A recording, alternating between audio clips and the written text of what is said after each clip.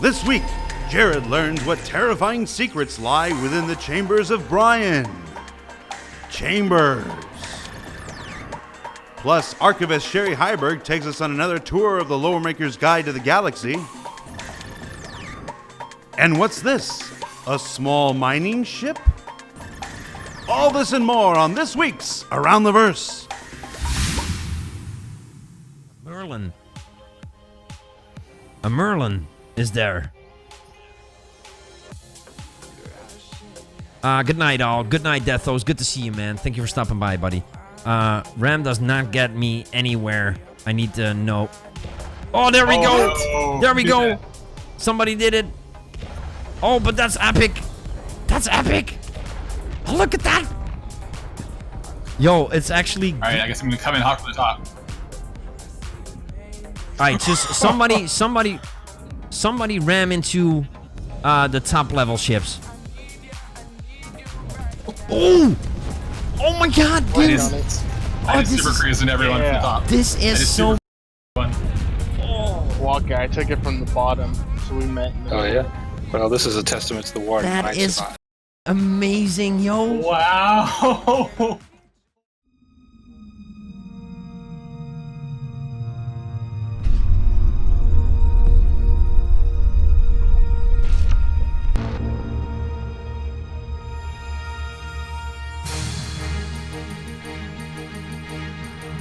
Pretty awesome to see the whole server coming together for this creative endeavor. That is one expensive game of bowling. It is one expensive game of bowling. Welcome to this week's episode of Around the Verse, a look at Star Citizen's development. I'm Sandy Gardner. I'm Ben Lesnick, and I make the spaceships. He does make it the spaceships, and today, which won't be today when it's today, is Ben's birthday. So happy birthday, Ben. Yay! Happy birthday, Ben. And popping, and we'll put a hat on you. All your budget for special effects right and, here. You didn't get a potato. Did you get a potato? I did get a potato. Did You're the potatoless one I here. didn't get a potato. I'm not quite sure what these potatoes are about, but I didn't get one, so I feel kind of... Well, these potatoes are from the folks on the live chat. It says, "To whom opens this box? My name is Matt. My in-game name is SPCFS. You can call me Spec 101. And then there's a lengthy explanation of why he sent us some potatoes with our names on them. So we've got Amanda in the UK. That's Jared. That's just Galando. There's this one's toast. Has a tie. Oh, that's you. Ah, there I am. Yeah, there you go. I think I'm the only one with my actual picture on the potato. Yeah, yours is actually quite. Let's see. For sale ships. Oh, that's Cracklin. That's Henry. I thought there was one of Chris. Oh, is this Chris? That is Chris. He's the king potato. Oh, wow. There we go. Thank you. Ben, what is the latest version of Star Citizen? That's it for the potato report. We'll see you next time. Yeah, exactly. What is the latest version of Star Citizen? Well, we've got Star Citizen Alpha 2.3.1 on the live server right now. That gives you access to the Persistent Universe Crusader environment where you can fly missions, engage at FPS combat, multi-crew ships, do kind of all the initial Star Citizen stuff. You've also got access to the hangar module, racing, arena commander for dogfighting, and offline stuff. Just all sorts of stuff you can do with Star Citizen right now. Mm-hmm. And we're still holding a free fly if you're thinking about it, but you haven't pledged just yet. So the free fly runs until Monday. Monday, yes. We'll be free fly through Monday. Just register for an account, and you're good to go. Mm-hmm. And you want to tell them which ships are available? Yes, we've got the Aurora MR, the basic starter ship for Star Citizen. That's what you would get if you had bought the standard $45 package. There's a Mustang Delta, and last but not least, the Hornet, the civilian Hornet F7C. And speaking of Hornets, the military ship ends today. If you would like to pick up a Super Hornet, Gladiator, or Retaliator, get going. Yep, last chance for the military ships for now, as we're moving on to an even more exciting sale tomorrow. Ben, can you tell us what's coming up next? Yes, I can. The team is currently testing Alpha 2.4 internally, and it's going to be one of our biggest iterative releases in a while, it's looking like. And we're hoping to go to the PTU and do public testing soon. Cool. Looking forward to that. The April issue of Jump Point is now available for all of our development subscribers. This month, we take a look at the development of the Starfarer plus portfolios of Taurus Electronics and the Nemo system. Yes, it's a good issue, standard all around Jump Point. Some of that content will be shared over the next month with the rest of the community. Some of it remains exclusive to Jump Point, such as the original Star Citizen fiction. And I'm pretty sure that I named the electronics company here. Earlier on, we did this grid of all the, I think it was Pete Mackey and me, we were just coming up with names and names and names of things. That's where like Grey Cat came from. And whenever the writers now need something, they pull it from the old Corporation Matrix. But Tarsus is the starter ship in the original Privateer, so I'm betting that was me. I'm not sure how seriously I can take you with that potato. I get that all the time. Yes. The MISC Prospector launch is kicking off tomorrow. This small mining ship is ideal for those who want to strike off on their own in search of minerals and riches. The Prospector is the first of our current wave of ships. They're smaller individual ships attached to various careers. We're eager to show this one off. In fact, let's get a sneak peek right now.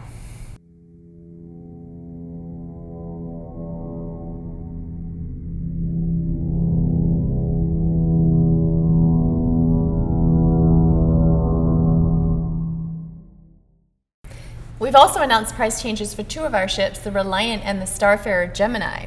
We're hoping to launch both for Star Citizen Alpha 2.4, and we'll know more once internal testing wraps up. And now let's check in with our studios from around the world to find out what they've been working on this week. Have a potato. Yay, or two.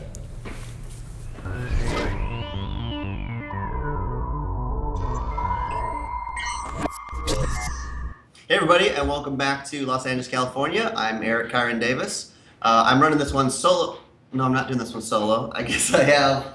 What's up, y'all? Mr. Mark Skelton is visiting from the Austin office. That's why I said y'all. That's why I said y'all. Did you see that? Howdy, Eric. Welcome, Mark. Thanks. Welcome back to LA. Thanks, buddy. It's good to be here. So we got a couple updates for you, a few things. On the engineering design side, we're working actively on several ships and on a bunch of systems. One of the main systems is the Item System 2.0. We've talked about that a lot, and it's a pretty big one for us, as you can tell by how excited Mark is here. Very excited. Our own Mark Abent, Paul Reindel, Chad Zamzow, everybody's kind of working, plugging away on Item System 2.0, as well as 2.4 and future releases. That's always a big fix for us. And what about on the art side, On Mark? the art side, Eric, we are chugging away on the old Caterpillar. Yeah. It's a big ship.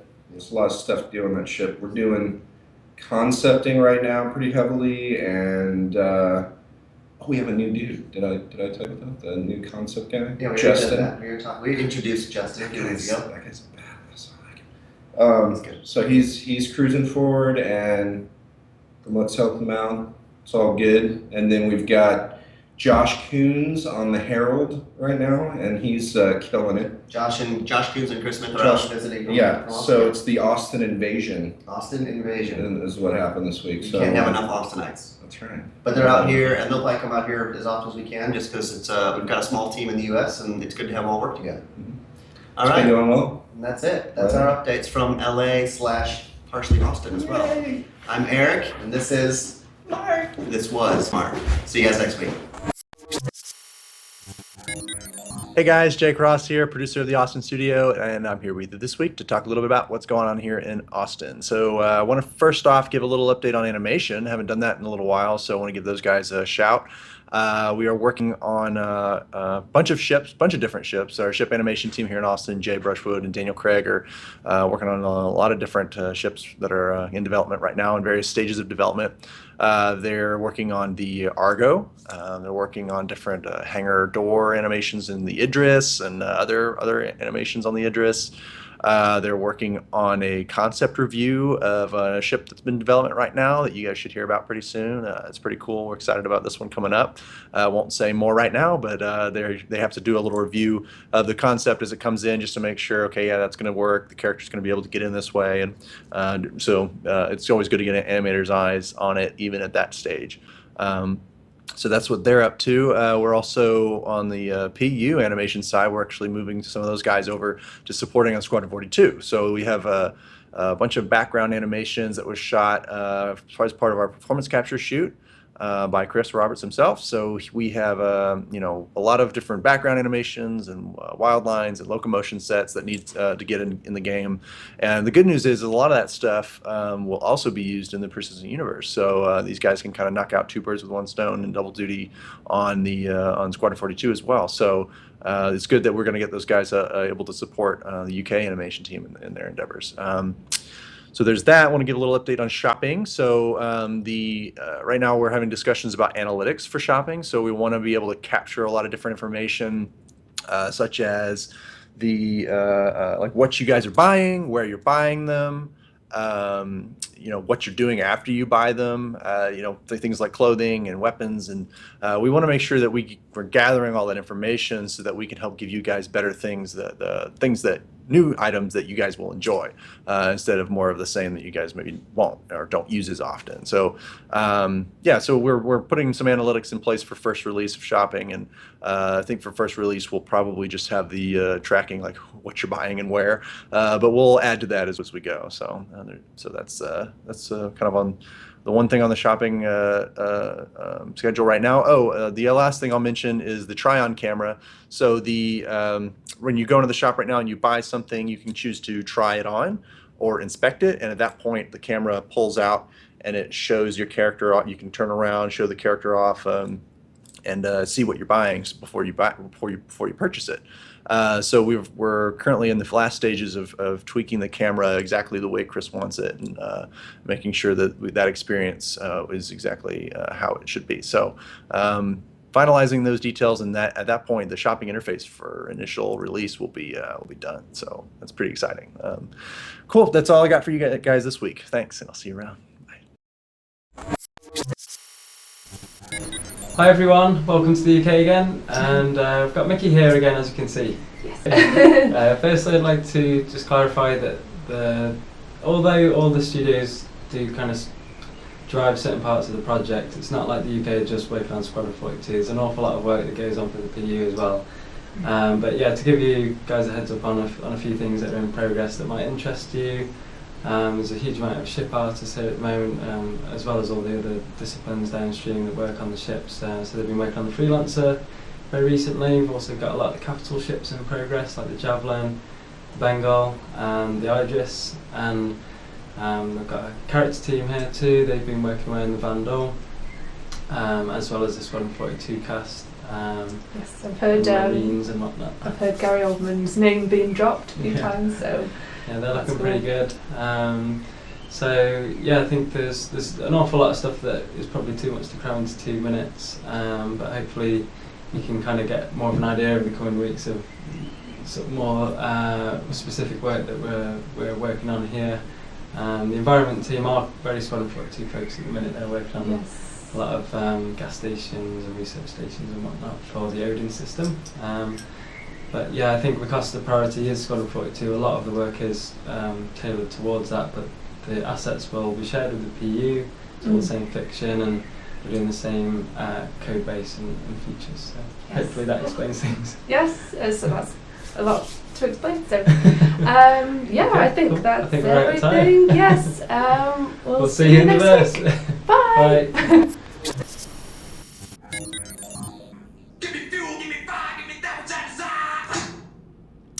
Brian Chambers from Frankfurt. As I promised, I'm jumping in the forums and trying to read more and answer guys' questions. Scruffy Cave Troll asked me to open up with that, and a bunch of people responded for some god-awful reason and said yes, so sorry I didn't sing it, but there it is. Straight to the team. AI finished first pass on usables in Subsumption, continuing to work on it. They also wrote up some documentation on ship debugging. They're consistently looking through bugs to make sure things are as tight as they can be, addressing any issues as soon as they come up. Also doing some general subsumption work as far as planning and how Subsumption is working with animations and digging in through that with idles, combat, scripted events, and so on. A lot of details to sort out on that. Engine, bug fixing for live for S42, Some error cleanup and improvements for more kind of precise error messaging for us, so it's cleaner for us to dig through and understand what's going on. Continued with procedural planet tech, the base tech that's in there, the base code, and also some really cool progress visually on the atmospherics that we're doing for that. It's looking really cool. We continued with rig logic for faces. That's Evo working on that, always trying to improve to make sure that we're getting the best look on the facial. It's going to be in there for our crazy cast that we have for Squadron, and openly just for everywhere else in the game, PU and so on. Continued on working on track view. That's been ongoing for a bit to get Hannes and the cinematic team the tools that they need. Implemented some new system CVARs. Continued on the physics grid refactoring to get that to where it needs to be to handle what we want it to.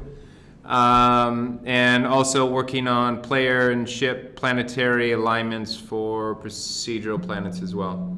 Kind of running over each person's what they've done in my head. On the weapon side, don't want to give away weapon names, so I leave it fairly generic, which means it probably would sound the same week after week, but finishing up one weapon, addressing some feedback from art director on another weapon. Got some final concept for a new one, so we're starting to block out the mesh and working on updating some textures on additional ones. Level design, pirate base, polish before they can hand that over. Going through various other smaller tasks that they have. Review of the recent Hurston and Olistar updates that were made. We've also had two technical/system designer candidates here this week, so that takes some time for the guys to meet with them and put them through their paces to see if they're the right fit to join the team. System design, AI, work with that as far as AI health setup, AI high-level expansion, and working with the new AI tools from the AI team.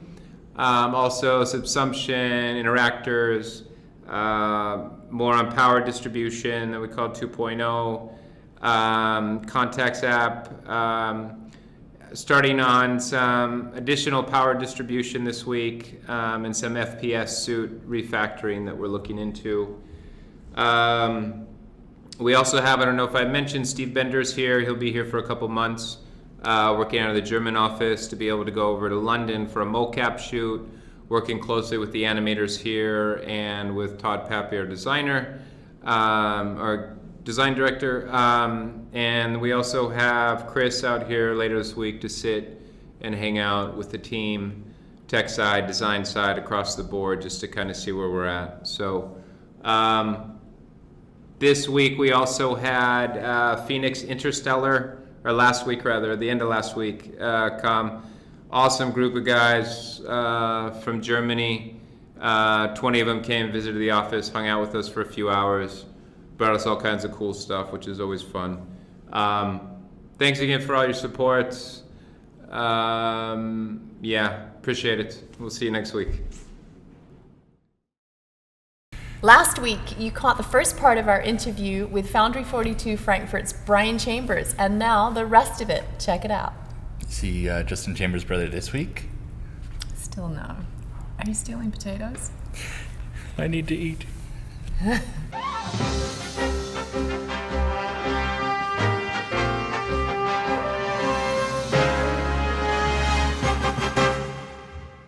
You discover Star Citizen. Yes. So tell me what that was like. Absolutely. So we had heard about Star Citizen, obviously. Who hasn't? Who's in the games industry, right? Mm-hmm. I would see fans go crazy at videos. I remember being at Gamescom, doing some stuff with Rise, and seeing the booth and hearing the cheers, and you're like, "What the hell is going on over there? That's nuts, right?" And people were so into it.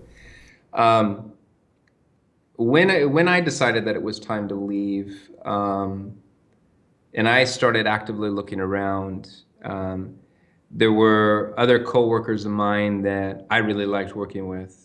Socially and talking with one another, we all realized that, you know, we were all individually looking elsewhere. So we thought, what could we do to actually stay together?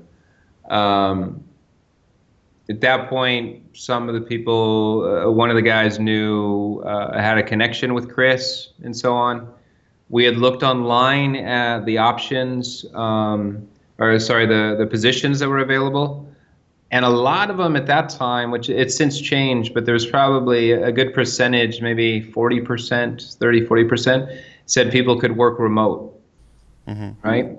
So we kind of pieced that together, and with kind of the one connection we had with Chris, all of us kind of going, well, they said you could work remote. Next thing you know, we all applied and said, where do you want to work? And we all said we wanted to work in Frankfurt. So I literally, after that, things happened pretty quick. I would say it was a few days later, all of us got on a phone call with Chris and with Aaron. I think Ortwin might have been on that call.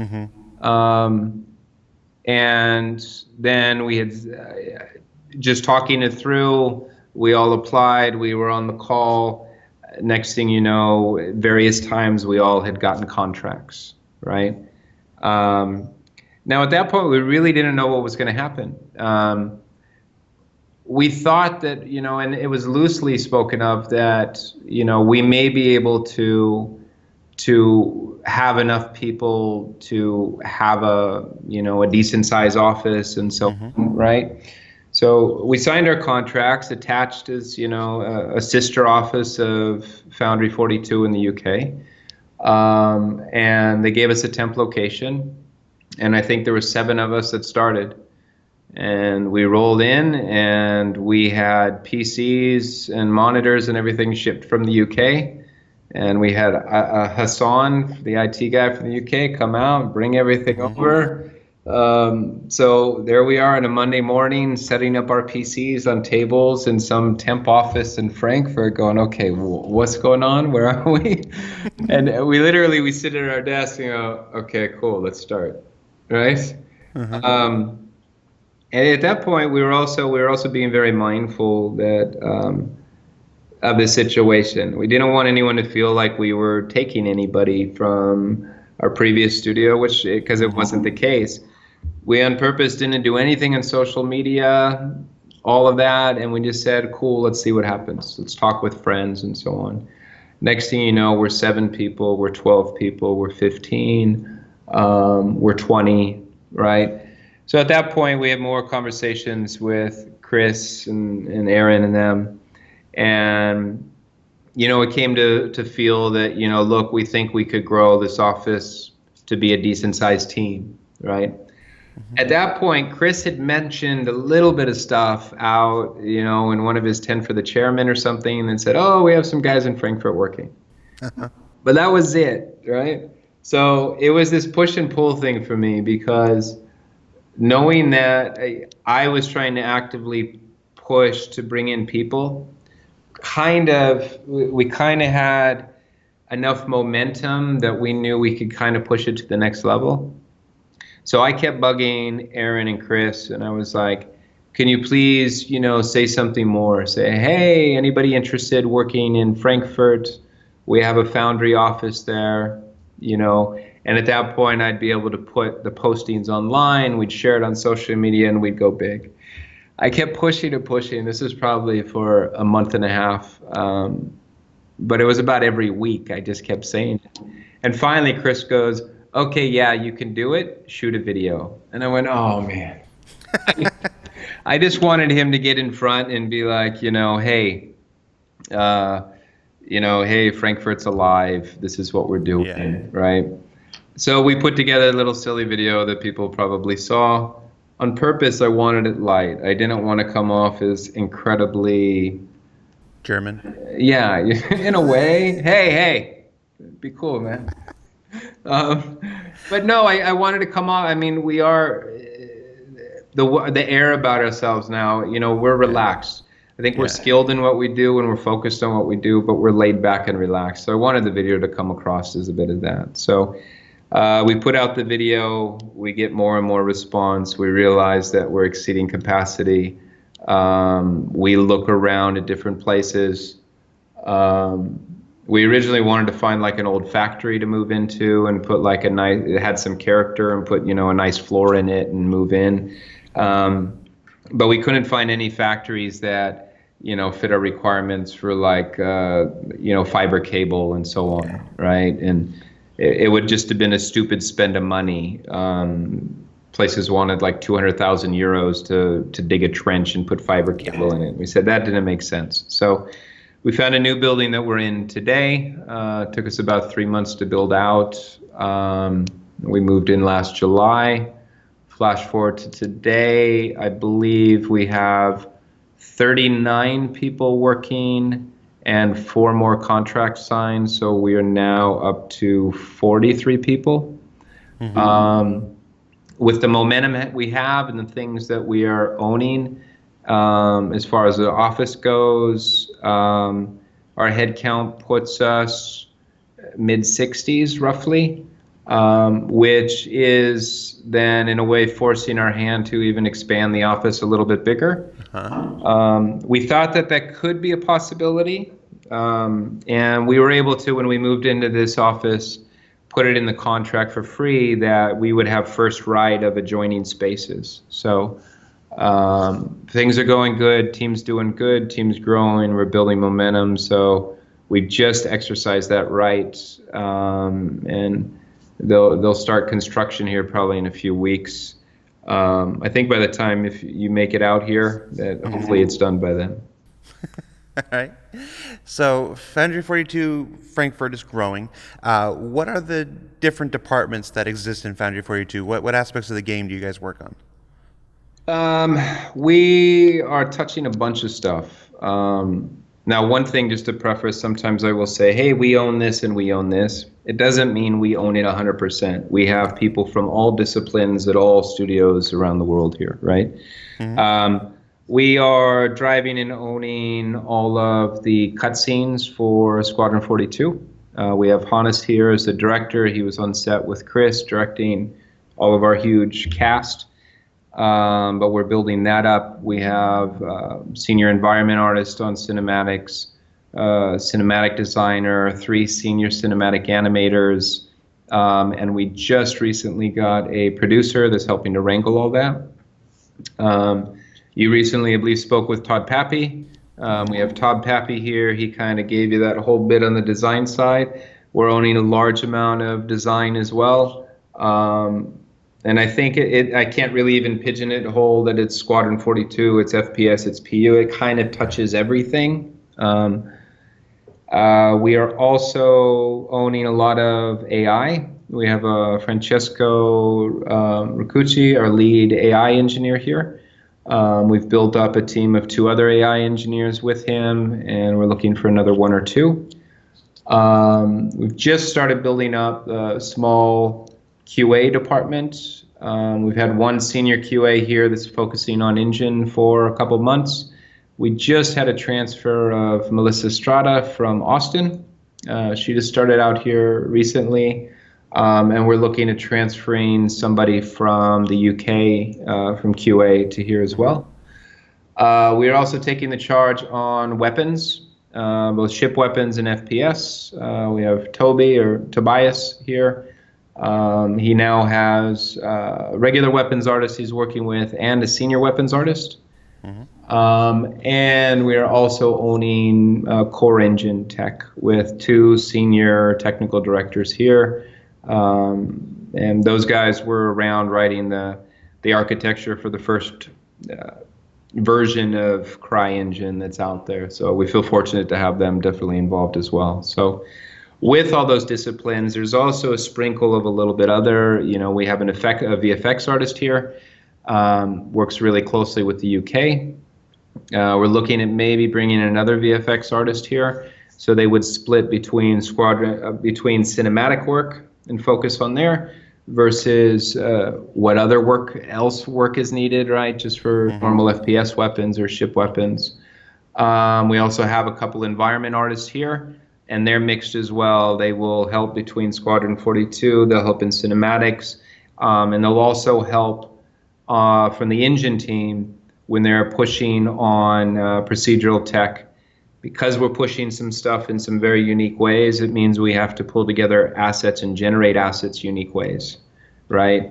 So there's a lot of support there. So with all those makeups, with all those different departments of what we're owning, that's what gets us to, a head count of 60, mid 60s, mid to upper 60s. And still growing. Yeah, I mean it's some chunky stuff. Like I said, we're technically 43 on paper. I think there's 39. There might be 40 working now this week. But yeah, we're getting there, and it's cool. I mean, we started with just a few guys, and we've built this up. By the time the new office was built out, and I could move the team in, I felt like a proud poppy, right? It's kind of letting everybody in, and everybody seeing the space, and Foundry 42, CIG, Chris, Aaron, everybody involved has been incredibly cool to work with, incredibly open with us, incredibly supportive of what we're doing, and we definitely feel like we're part of the team and that we have an impact, and it's good. Gotcha. Well, we definitely feel that way about you guys here at the very least. I can't speak for those UK guys. I don't know, but we love you. Sure. So before I let you go, just a final quick question. When are we getting procedural generated planets? Tell me now. Just say the date. Just do it. Just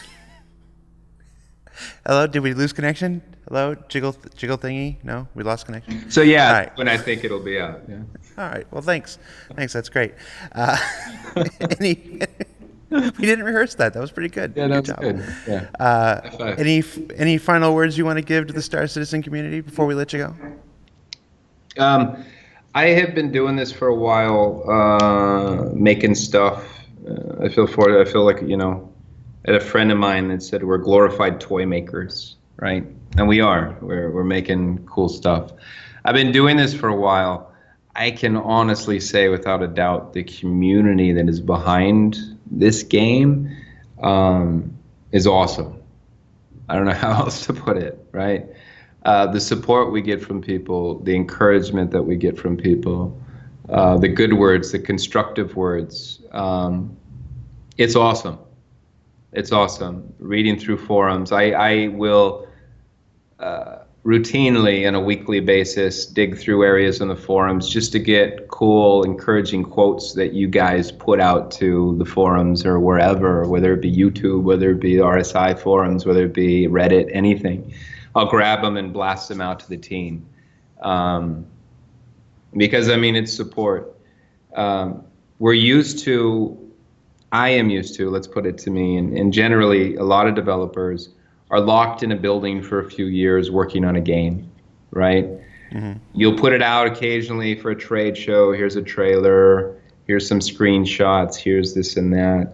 You usually don't get this feedback this quick. And, I feel fortunate being on this project that we already have the visibility and we already have the support from the backers. It's something that definitely pushes us and motivates us. We recently did the Bar Citizen, and I pushed the guys. Most of the guys here on the team made it out there. And for the next few days, the guys were like, man, people really dig this game. This feels good, right? Yeah. So it's cool. It's a unique opportunity for us to grab, and we hope we're here for years and years to come. And we're confident where we're going and what we're going to build. It's a good feeling. Yes, it is, absolutely. All right, Brian, thanks so much for taking the time to sit down with us. I know you've got a meeting to go to. We ran about almost 40 minutes here. So great. Thanks so much for taking the time. Are you gonna cut me into two now? We'll probably cut it into two pieces and whatnot. So we'll spread you out over this week and next week. Awesome. Thanks so much for taking the time to chat with us. Guys, that was Brian Chambers, Design Director from Foundry 42 UK, and news from around the verse. Frankfurt. You said Foundry 42, Frankfurt, Foundry 42. It's really early. I had to come in really early for this. All right, see you later, guys.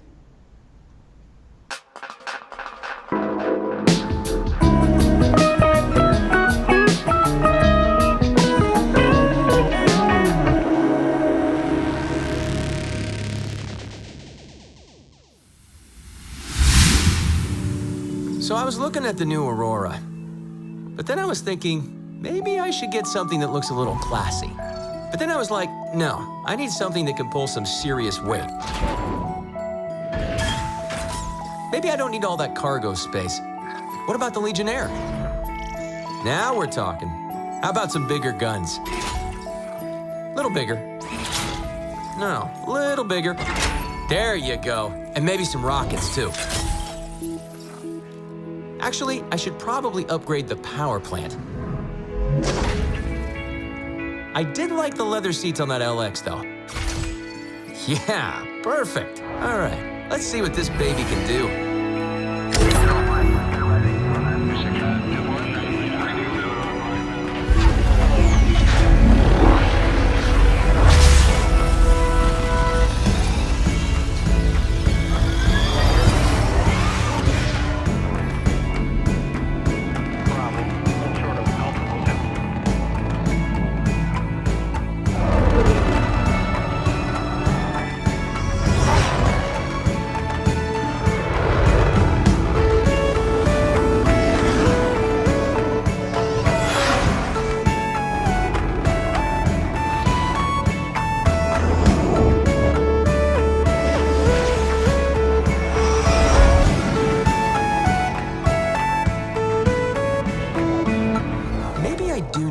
Cargo.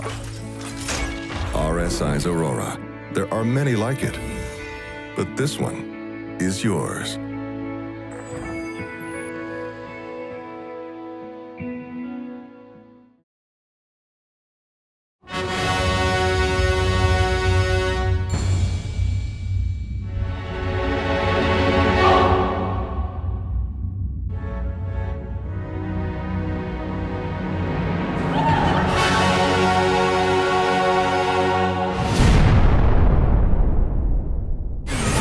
I'm Cherie Heiberg, and I'm hosting this week's Loremaker's Guide to the Galaxy, a journey with the members of the lore team to explore the stories and science behind each system in the Star Citizen universe.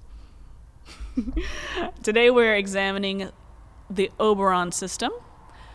So let me just type it in the search box here. Click. And voila. Kind of a strange system, one of the reasons that I picked it. It was discovered in 2356. It's unclaimed by any government, not even the UEE, even though it's primarily human inhabitants in the system. It's located between 4 jump points, which would seem pretty strategically valuable for some settlement. However, the neutron star at the center of the system makes basically any attempts to live there very, very difficult. It makes terraforming next to impossible.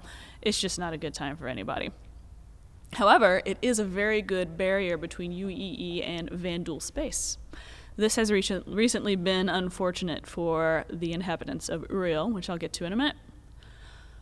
So let's start with the star here.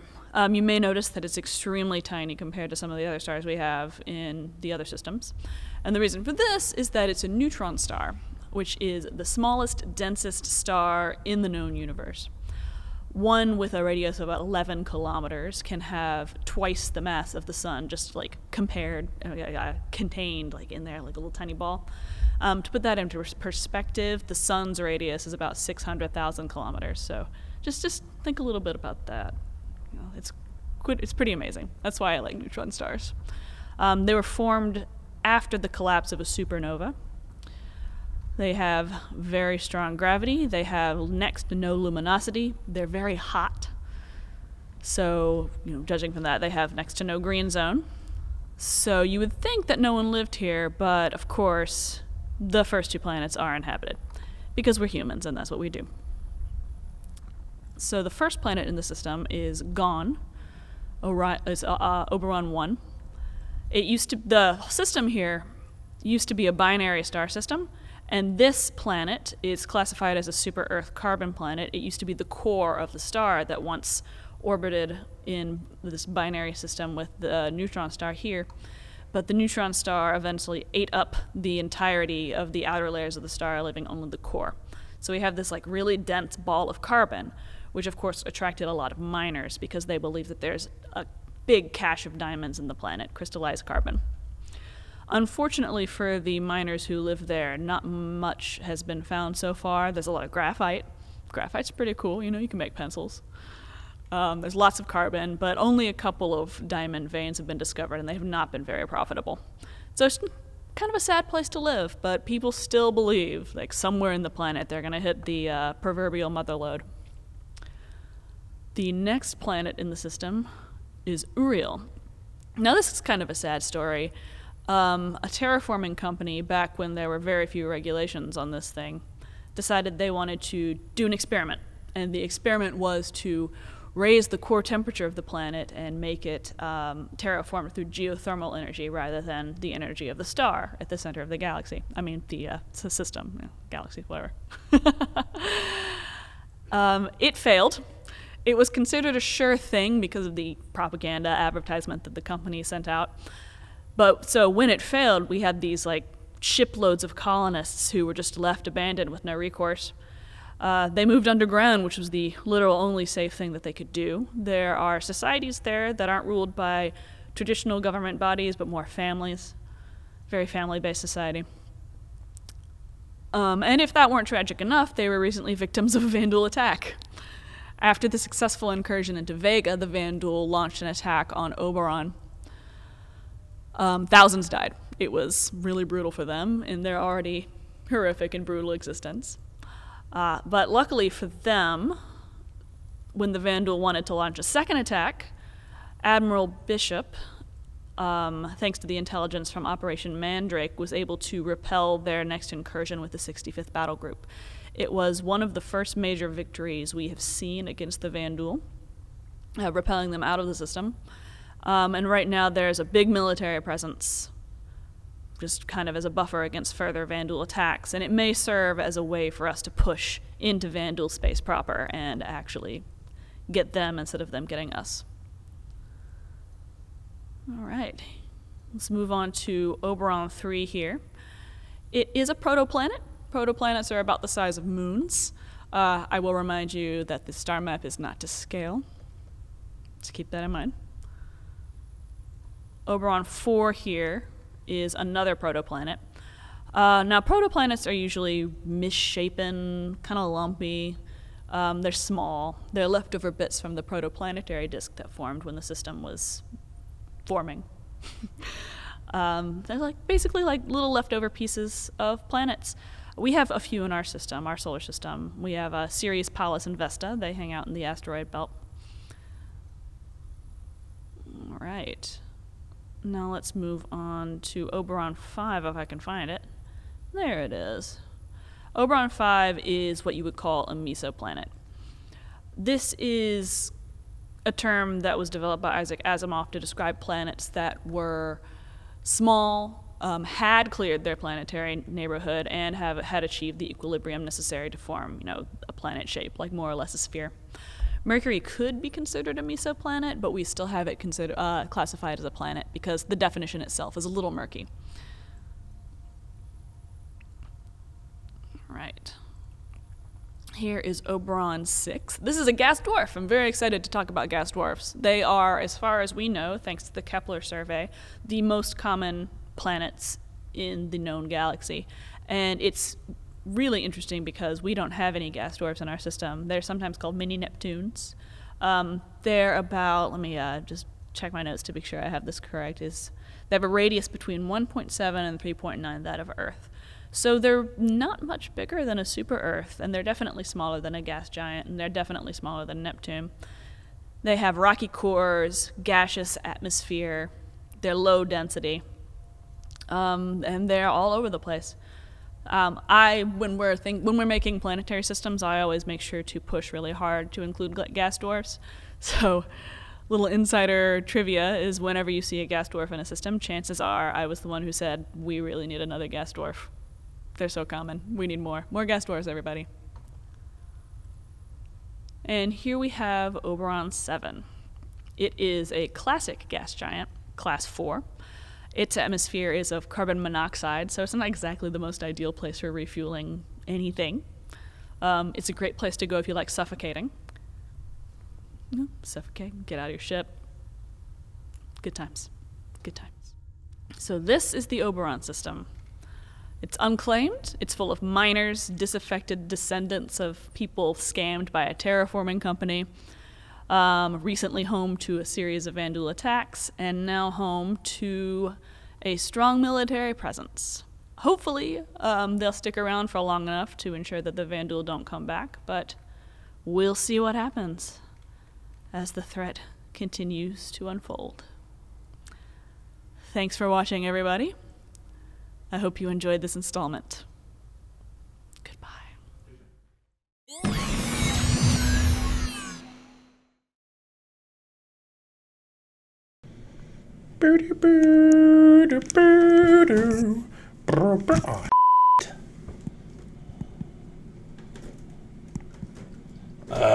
Come on.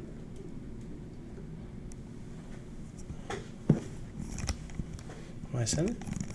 Hey there, Tyler Witkin here, Community Manager in the Austin, Texas studio, here to bring you this week's MVP. It was a very rich week for Star Citizen community content, which made choosing only one MVP pretty difficult. However, a big congratulations to Selby for his Galactic Transit map. His easy-to-read map makes navigating the galaxy even easier, and I'm confident that it'll find its home on many pilots' dashboards. So big congrats to you. Definitely check this one out, guys.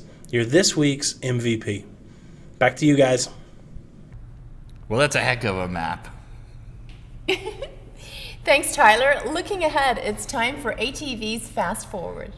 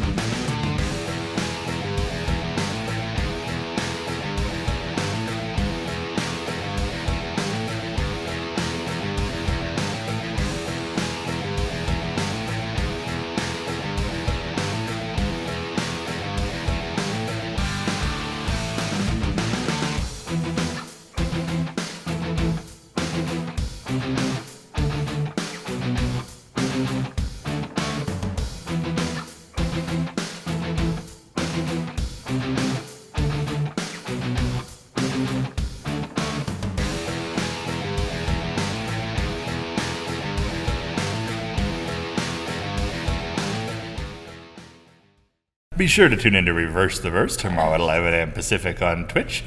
We'll be answering all your questions about that sneak peek and Star Citizen in general. Do you like ATV and want to show us? Hit like and subscribe below. That really helps our metrics. We appreciate it. Another thing we appreciate is when people send us potatoes. So, with that, thank you to all of our subscribers for making this show possible. We will see you next week on Around the Verse.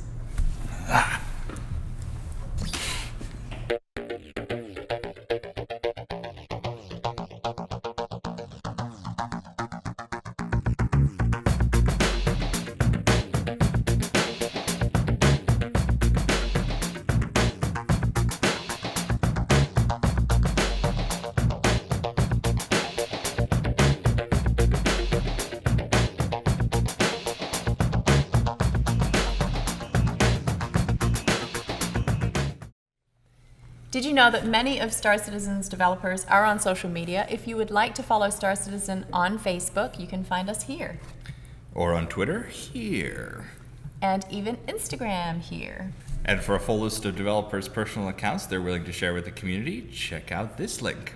You can find out what I bought at Amazon this week. Star Wars stuff. It was probably Star Wars stuff.